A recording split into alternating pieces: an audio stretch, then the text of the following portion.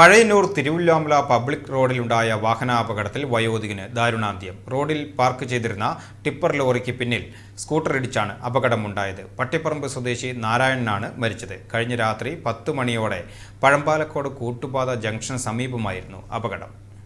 തിരുവല്ലാമല പഞ്ചായത്തിൽ കുടിവെള്ള വിതരണം നടത്തുന്ന ടിപ്പർ ലോറി അപകടകരമായ രീതിയിൽ റോഡരികിൽ നിർത്തിയിട്ടതാണ് അപകടത്തിന് കാരണമായതെന്നാണ് പറയുന്നത്.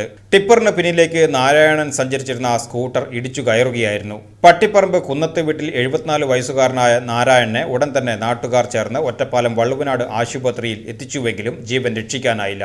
തലയ്ക്കേറ്റ ഗുരുതരമായ പരിക്കും ആന്തരിക രക്തസ്രാവവുമാണ് മരണകാരണം.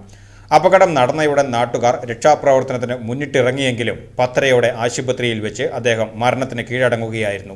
സംഭവത്തിൽ പഴയന്നൂർ പോലീസ് കേസെടുത്ത് അന്വേഷണം ആരംഭിച്ചിട്ടുണ്ട്. ചില സമ്മാനങ്ങൾ ഇതെല്ലാം നമുക്ക് ഏറ്റവും പ്രിയപ്പെട്ടവർക്ക് വേണ്ടിയാവുമ്പോഴാണ് അത് കൂടുതൽ മനോഹരമാകുന്നത്.